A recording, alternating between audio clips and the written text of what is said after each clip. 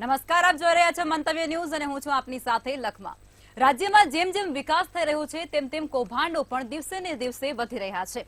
તેમાં જમીન કૌભાંડ પણ ક્યાંક મોખરે છે। પૈસાદાર લોકો અને રાજકીય વગ ધરાવતા લોકો ખોટી રીતે ખેડૂત બની બેઠા હોય તેવા કિસ્સા અવારનવાર સામે આવે છે। અને તેવામાં હવે સુરેન્દ્રનગરના ધાંગધ્રાના નરાડી ગામનો એક એવો જ કિસ્સો અને બનાવ સામે આવ્યો છે। હવે કેવી રીતે આ બોગસ ખેડૂતોની હારમાળા થાય છે અને કેવી રીતે આ લોકો સક્રિય થાય છે તેના પર કરીશું આજની વિશેષ ચર્ચા। ધાંગધ્રાનું નરાડી ગામ પણ બોગસ ખેડૂતોની બોલબાલામાં ગાજ્યું છે। તેનું નામ પણ અહીં સામેલ છે। સૌરાષ્ટ્રમાં નવી કહેવત પડી, બોગસ ખેડૂત બનવું છે તો પછી જાઓ સુરેન્દ્રનગર, તેવી એક નવી કહેવત અત્યારે સામે આવી રહી છે। બોગસ ખેડૂતોની બોલબાલા જોવા રહી છે। અધિકારીઓ કોર્ટના આદેશનું પાલન નથી કરતા। શ્રી સરકાર અને ડૂબમાં ગયેલી જમીનમાં પણ ગેરકાયદેસર વારસાઈ થાય છે। દાદા ગુજરી ગયાના 48 વર્ષ બાદ સ્ટેનું ખોટું અર્થઘટન કરી અને ખેડૂત બન્યા છે। ત્યારે તલાટીની સરકારને નુકસાન થતું હોવાની નોંધને પણ ધ્યાને નથી લેવામાં આવી। સુરેન્દ્રનગરની અંદર ઉચ્ચ અધિકારીઓ સરકારને નુકસાન થતું હોવા છતાં પણ હાઈકોર્ટ સુધી નથી પહોંચ્યા। હવે ઉપરની કોર્ટમાં જશે તેવું શરૂ થયેલી ગરમાગરમ ચર્ચા પણ અહીં થઈ રહી છે। રાજુ ભાઈલાલ શાહ કોઠારી કુટુંબે બોગસ ખેડૂત બની અને ઠેર ઠેર જમીન ખરીદી છે। સુરેન્દ્રનગર કલેક્ટર સમક્ષ 3 મહિના પહેલા ગંભીર રજૂઆત પણ આને લઈ અને કરવામાં આવી હતી। તો તત્કાલીન સર્કલ ઓફિસર વાયપી રાણાની મહત્વની ભૂમિકા અંદર હોવાની પણ ચર્ચાએ જોર પકડ્યું છે। પ્રાંત ઓફિસર મુકેશ પટેલની સંડોવણીની ચારેય કોર ચર્ચા અત્યારે થઈ રહી છે। હવે ઉપરની કોર્ટમાં જશે તેવી શરૂ થયેલી ગરમાગરમ ચર્ચાએ પણ જોર પકડી લીધું છે। રાજુ ભાઈલાલ શાહ કોઠારી કુટુંબે બોગસ ખેડૂત બની અને ઠેર ઠેર જમીન ખરીદી હોવાની સ્પષ્ટતા અહીં થઈ રહી છે। સુરેન્દ્રનગર કલેક્ટર સમક્ષ 3 મહિના પહેલા આની ગંભીર રજૂઆત પણ કરવામાં આવી હતી, છતાં પણ કોઈ પ્રકારના પગલાં નથી લેવાયા। ધાંગધ્રાનું નરાડી ગામ પણ બોગસ ખેડૂતોની બોલબાલામાં ગાજ્યું છે।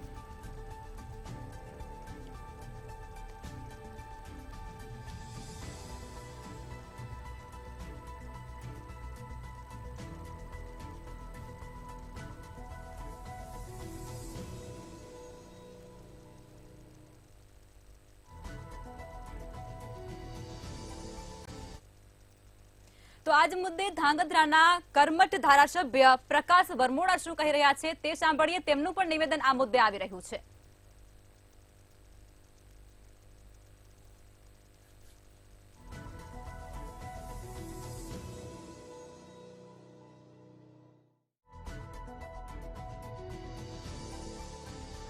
ખેડૂતોને લઈ અને જાગૃત એમએલએનું મહત્વનું નિવેદન પણ સામે આવી રહ્યું છે। તેમના દ્વારા પણ આ મુદ્દે નિવેદન આપવામાં આવ્યું છે।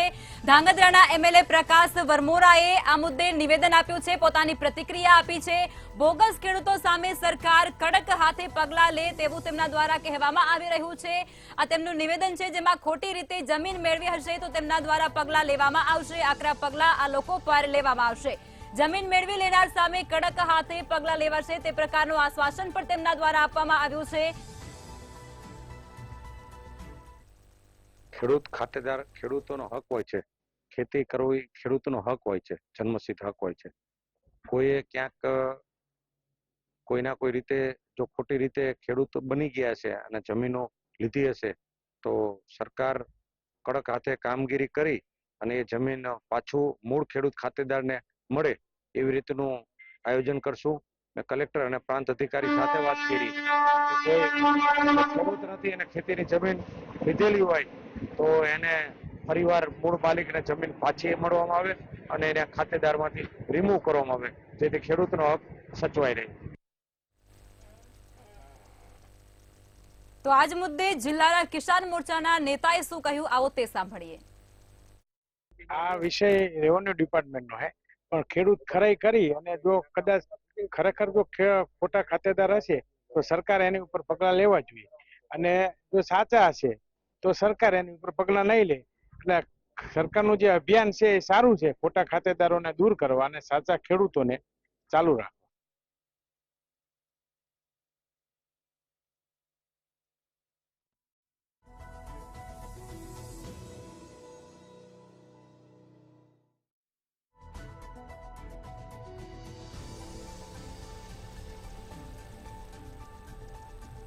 ધાંગધ્રાનું નરાડી ગામ પણ બોગસ ખેડૂતોથી વંચિત નથી રહ્યું. સૌરાષ્ટ્રમાં નવી કહેવત પડી છે, બોગસ ખેડૂત બનવું હોય તો જાઓ સુરેન્દ્રનગર જિલ્લાની અંદર.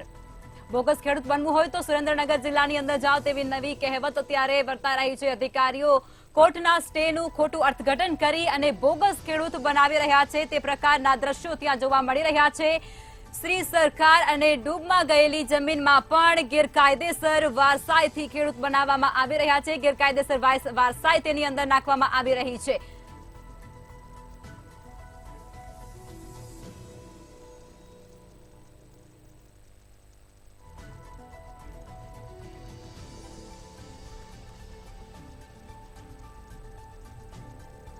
આપણી સાથે સુરેન્દ્રનગરના રિપોર્ટર અશોક રામી જોડાઈ ચુક્યા છે. અશોક, આ સમગ્ર જે ઘટના અત્યારે બની રહી છે અને દ્રશ્યો સામે આવી રહ્યા છે તેની સમગ્ર ઘટના કઈ રીતે છે એ સમજાવો તમે. વાત કરવા જઈએ તો સુરેન્દ્રનગરના ધાંગધ્રા તાલુકાનો નરાળી ગામે જે રાજુભાઈ નામના શખ્સને જે ખાતેદાર તરીકે જ્યારે ખેડૂત ખાતેદાર બની ગયા હતા ત્યારે જેને લઈને એની સુરેન્દ્રનગર કલેક્ટર કચેરી ખાતે ફરિયાદ પણ કરવામાં આવી હતી. પણ ઘણો લાંબો સમય વીતવા છતાંય કલેક્ટર દ્વારા કોઈ કાર્યવાહી હજી સુધી કરવામાં નથી આવી. ત્યારે વાત કહી શકાય કે સુરેન્દ્રનગર જિલ્લા કલેક્ટર જે કેસી સંપત છે કદાચ ઇલેક્શન કામની અંદર રોકાયા હોય જેને લઈને કદાચ કામગીરી ન થઈ શકી હોય. પણ હાલ સુરેન્દ્રનગરના લોકો એવું ઈચ્છી રહ્યા છે કે જ્યારે આવા બોગસ ખાતેદાર બની બેઠેલા હોય છે ત્યારે હાલ તો લોકસભાનું ઇલેક્શન પણ પૂરું થઈ ગયું છે અને ત્યાંનું સત્ર પણ ચાલુ થઈ ગયું છે. તેમ છતાંય કલેક્ટરશ્રી દ્વારા કોઈ પણ કાર્યવાહી નહીં કરાતા લોકો સવાલો ઉભા કરી રહ્યા છે. તો લોકો એવું ઈચ્છી રહ્યા છે કે હવે કલેક્ટર પોતે એક પગલાં ભરે આવા બોગસ ખેડૂત ખાતેદારને જમીન ખરીદી કરતા રોકે એવું લોકો ઈચ્છી રહ્યા છે. જી અશોક, જાણકારી આપવા બદલ આપનો આભાર.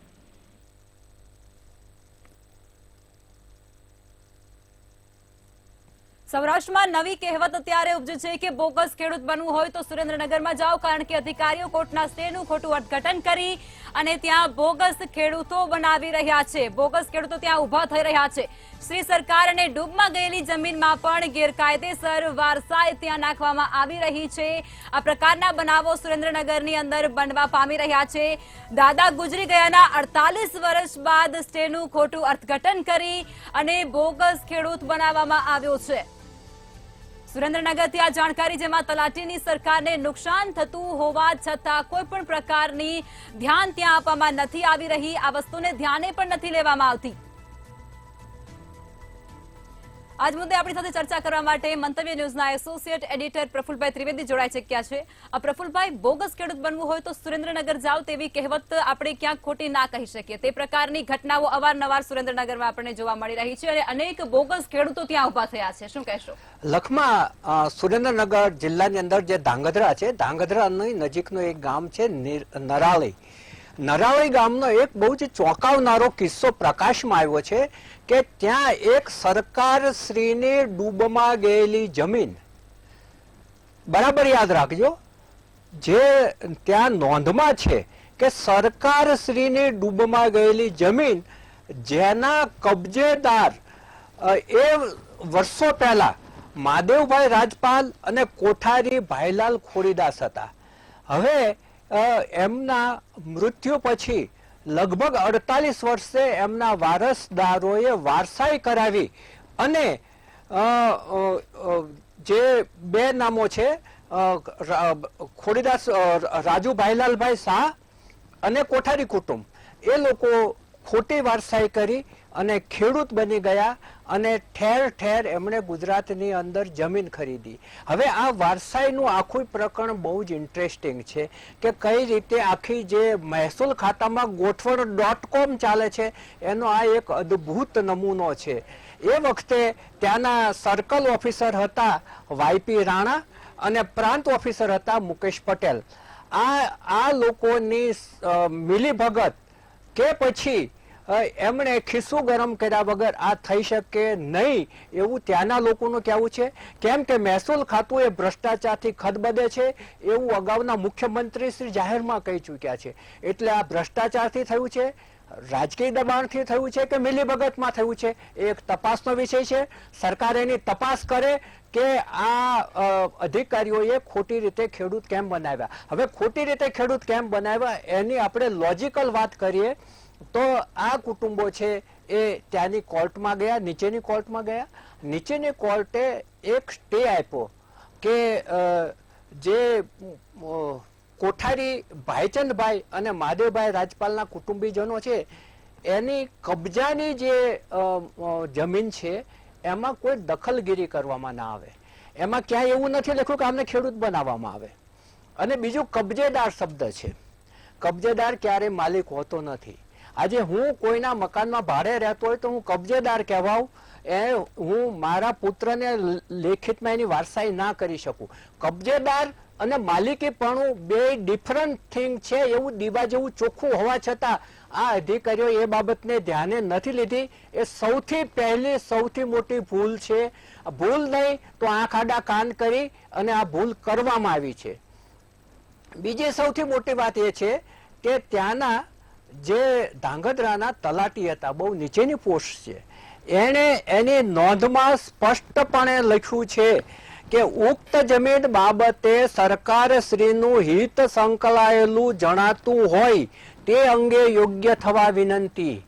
આ નીચેના અધિકારીએ નેગેટિવ નોંધ લીધી, લખી, એને પણ ધ્યાને લેવામાં આવી નથી. તમે જુઓ અહીંયા બે વસ્તુ એમણે કરી.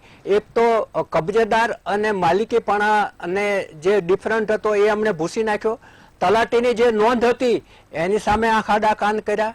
અને ત્રીજી વાત એ છે કે જે કોર્ટનું સ્ટે છે એ સ્ટેના લખાણનો ખોટું અર્થઘટન કરી અને આમને ખેડૂત બનાવવામાં આવે છે. આ ત્રણ બાબત છે એ ઉડીને આંખે વળગેવી છે. આ બાબતે સુરેન્દ્રનગરના જે કલેક્ટર છે સંપત સાહેબ, એમનું 3 મહિના પહેલા માર્ચ મહિનાની અંદર ધ્યાન દોરવામાં આવ્યું છે, પરંતુ હજી સુધી કોઈ પગલાં લેવાયા નથી. આપણે ચોક્કસપણે સમજીએ કે કલેક્ટર ઉપર કામનું ભારણ રહેતું હોય છે. વચ્ચે ચૂંટણી પણ હતી, પરંતુ હવે તો લોકસભાનું સત્ર પણ ચાલુ થઈ ગયું છે. હવે તો કદાચ કલેક્ટર સાહેબ ફ્રી પણ પડ્યા હશે અને આ બાબત ધ્યાને પણ લીધી હશે. તમે જુઓ કે ત્યાંના જાગૃત ધારાસભ્ય છે પ્રકાશ વરમોડા, એ પણ કહે છે કે ખોટી રીતે ખેડૂત થયા હોય તેની સામે પગલાં લેવા જોઈએ. એટલે ત્યાંના ધારાસભ્ય પણ આ જ્યારે કહે છે. તમે જુઓ કે અગાઉ વડોદરામાં પણ આવું જ બન્યું હતું. વડોદરા દશરથ ગામે પણ કોઈ ખોટા વિલથી ખેડૂત બની ગયા હતા. હવે એ આ જ કુટુંબો હતા, એ ખોટા વિલથી બન્યા, એ આ જ કુટુંબીજનો હતા. અને પછી જ્યારે સાબિત થયું કે આ વિલ છે, ખોટું છે, ત્યારે એમને બિન ખેડૂત પણ જાહેર કર્યા હતા. એટલે હવે તમે જુઓ કે જો અહીંયા એમની વારસાઈ કાયદેસરની હોય તો ત્યાં વિલથી ખેડૂત શું કામ બન્યા? આ લોજિક પણ કોઈ અધિકારી ધ્યાને કેમ નથી લેતો? એટલે ખોટી રીતે બોગસ ખેડૂતો બનવા અને જ્યાંને ત્યાં ખેડૂતની જમીન ખરીદી અને મોટા ખાતેદાર થવું, આ એક ખોટી પદ્ધતિ, ગેરકાયદેસરની પદ્ધતિ અને અધિકારીઓના મિલાપીપણામાં ચાલતી કાર્ય પદ્ધતિ ઠેર ઠેર ચાલી રહી છે. બિલકુલ પ્રફુલભાઈ, આની અંદર સરકારને પણ મોટા પ્રમાણમાં નુકસાન થઈ રહ્યું છે, કારણ કે અમુક જગ્યા પર સરકારી જમીન છે તે પણ આ રીતે થઈ જતી હોય છે. સરકારને આટલું મોટું નુકસાન થાય છે છતાં પણ સરકારના જે પોતાના અધિકારીઓ છે તે અંદર શું કામ સક્રિય જોવા મળી રહ્યા છે? તે શું કામ આ ગોટાળાની અંદર પગપેસારો કરી રહ્યા છે? તેમને તો સરકારનું વિચારવું જોઈએ ને. સરકારની તિજોરીને નુકસાન થતું હોય, સરકારની માલિકીની જમીનને નુકસાન થતું હોય ત્યારે એ ના થવા દેવું એ જે તે ઓફિસરની પહેલી અને પવિત્ર ફરજ છે. એ ફરજ અહીંયા સર્કલ ઓફિસર, પ્રાંત ઓફિસર બધા જ ચૂકી ગયા છે. અને સૌથી મોટી વાત એ છે કે તે સમયના કલેક્ટરે પણ આ બાબત ઉપર ધ્યાન આપ્યું નથી. એટલે બધા જ આ માટે જવાબદાર છે. જ્યારે સરકારની જમીન હોય, સરકારશ્રીની જમીન હોય, ત્યારે એની જે કિંમતી જમીન છે એ અને તિજોરીના નાણાં, આ બંનેને નુકસાન થાય એવો કોઈ પણ નિર્ણય જો સરકારી અધિકારી લે તો ચોક્કસપણે એ એની નોકરી પણ ગુમાવી શકે. પરંતુ અહીંયા એવું થયું નથી. સર્કલ ઓફિસર ને પ્રાંત ઓફિસર અત્યારે જલસા જ કરે છે. કેમ કે ઉપરના અધિકારીઓ છે એમણે આંખ આડા કાન કર્યા છે. હવે જો એમની આંખ ખુલશે તો ચોક્કસપણે આ લોકોના જેટલા પણ ગોટાળા અને કૌભાંડ હશે એ સપાટી ઉપર આવશે. જેમ સરકારી તિજોરીને નુકસાન પહોંચાડવું, નાણાકીય નુકસાન પહોંચાડવું એ ગંભીર બાબત છે. એ જ રીતે સરકારી જે ડૂબની જમીન છે એ કબજેદારને માલિક તરીકે ગણી અને એના વારસોને સુપ્રત કરી દેવીને એમને ખેડૂત બનાવી દેવા, આ આખી જે ગોઠવણ છે ને એ ગોઠવણ જો અત્યારના વર્તમાન કલેક્ટર સંપત સાહેબ ખૂબ જ ધ્યાન આપી અને ખુલ્લી પાડશે તો ચોક્કસ પ્રમાણે દૂધનું દૂધ અને પાણીનું પાણી થઈ જશે. પરંતુ આ સામે ફરી એક વખત હું સવાલ કરું છું, સંપત સાહેબ જો જવાબદારીપૂર્વક આ કેસ ઉકેલશે તો. બિલકુલ પ્રફુલભાઈ, ઉચ્ચ અધિકારીઓને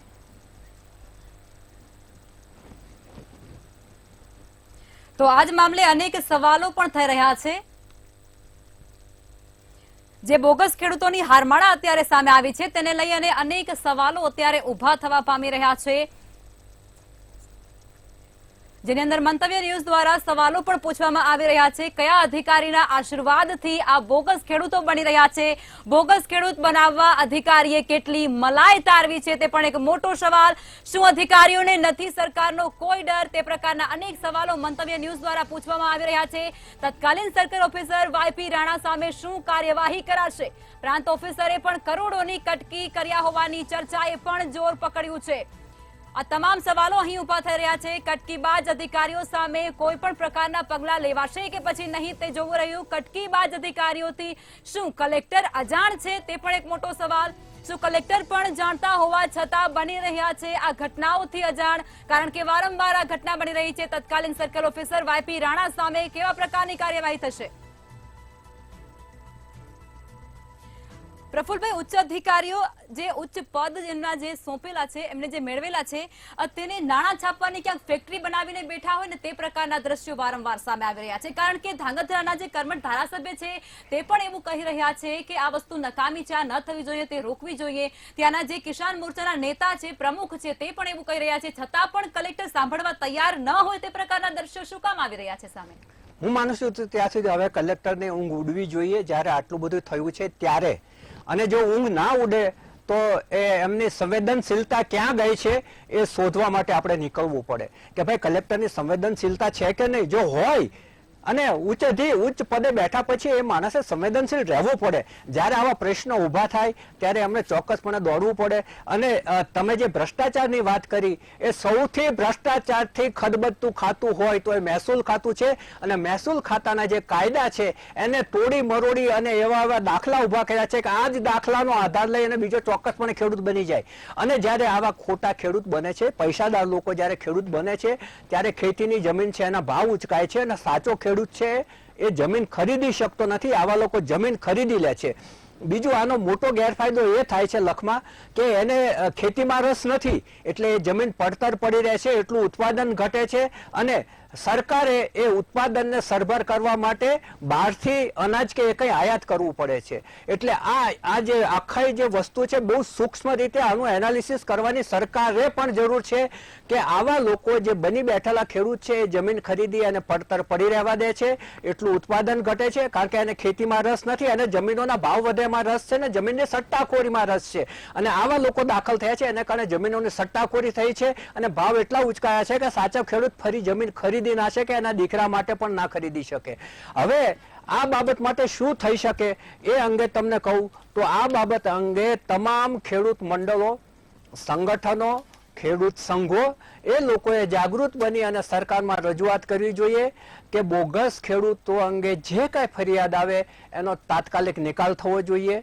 જો ફરિયાદમાં તથ્ય જણાય તો એને બિન ખેડૂત તાત્કાલિક જાહેર કરવા જોઈએ. અને ખેડૂત બની અને એમણે જે કોઈ જમીન ખરીદી હોય એ તમામ જમીનો સરકારે એમના કબજામાં લઈ લેવી જોઈએ.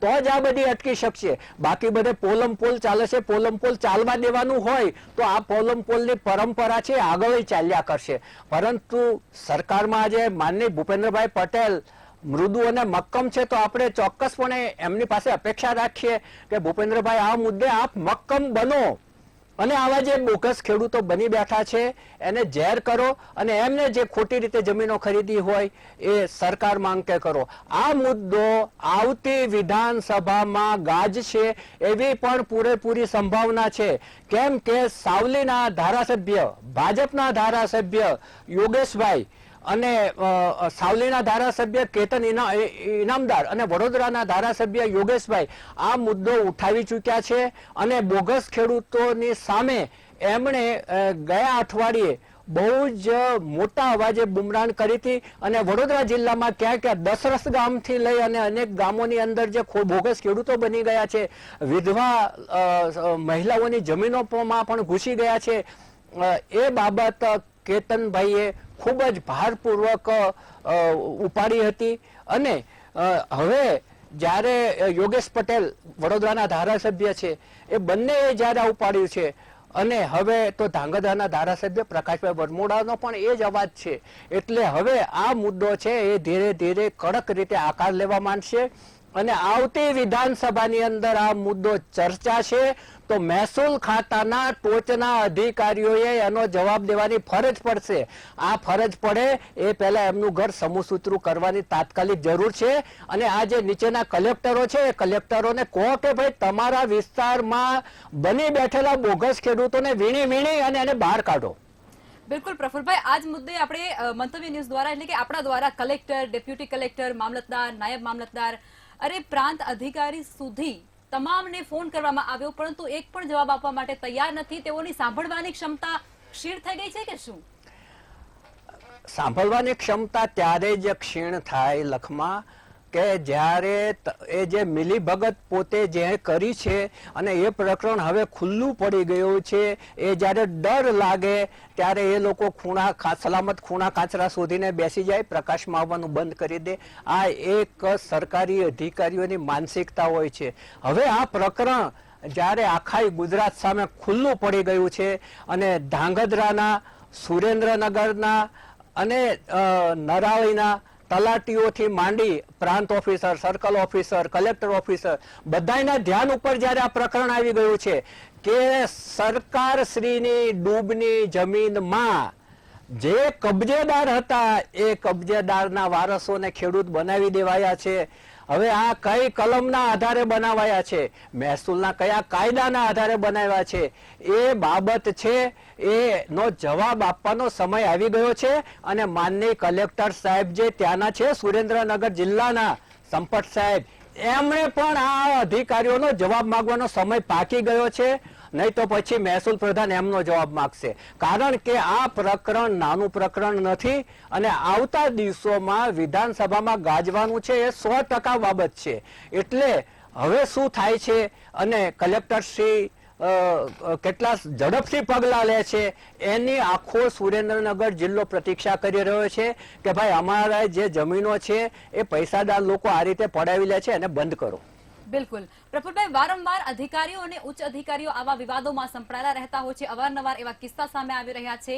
ત્યારે આવી સડી ગયેલી સિસ્ટમ આપણે કહી શકીએ, કારણ કે વારંવાર બને છે. આવી સડી ગયેલી સિસ્ટમથી દેશની તિજોરીને નુકસાન થાય છે, રાજ્યની તિજોરીને નુકસાન થાય છે. શું કામ નથી જાગતા આ અધિકારીઓ? શું એમના પૈસા, એમના જે ખિસ્સા ભરવામાં જે લોકો વ્યસ્ત રહેતા હોય તેવું પ્રકારનું સાફ દ્રશ્ય સર્જાઈ રહ્યા છે? લખમાં ક્યાં સુધી લૂંટાશે? લખમાં સરકારના તમામ ખાતાઓમાં ભ્રષ્ટાચારની ઉધઈ લાગી ગઈ છે. માનનીય વડાપ્રધાન શ્રી નરેન્દ્રભાઈ મોદીએ અગાઉના ચૂંટણી જાહેર થઈ એ પહેલાના 6 મહિના દરમિયાન 3 વખત આ ફ્રેઝનો ઉપયોગ કર્યો હતો કે ભ્રષ્ટાચારે દિમકની જેમ, દિમક એટલે ઉધઈની જેમ આ દેશને કોરી ખાધો છે. અલગ અલગ પ્લેટફોર્મ ઉપર એમણે 3 વખત આ શબ્દો પ્રયોગ કર્યો હતો. એટલે ઉચ્ચ સ્તરે બેઠેલા માનનીય વડાપ્રધાન શ્રી પણ આ બાબત જાણે છે, માનનીય મુખ્યમંત્રી શ્રી પણ આ બાબત જાણે છે. એ પણ એક કહી ચૂક્યા છે કે સાંજે ડાઇનિંગ ટેબલ ઉપર બેસો ત્યારે તમારે કેટલી રોટલી જોઈએ છે એમ. એટલે શા માટે તમે ભ્રષ્ટાચાર કરો છો એની સામે પ્રશ્નાર્થ એમણે પણ મૂકેલો છે. એ અગાઉના જે મુખ્યમંત્રી વિજય રૂપાણી છે એમણે તો જાહેરમાં કહ્યું હતું કે મહેસૂલ ખાતું સૌથી ભ્રષ્ટ ખાતું છે. નાનામાં નાના તલાટીથી લઈ સર્કલ ઓફિસર, પ્રાંત ઓફિસર અને આ બધાની જે અંગત મિલકતો છે એ જ્યારે નિવૃત્ત થાય ત્યારે એમની અંગત મિલકતોનું ફરજિયાત રીતે સર્ચ કરાવવું જોઈએ.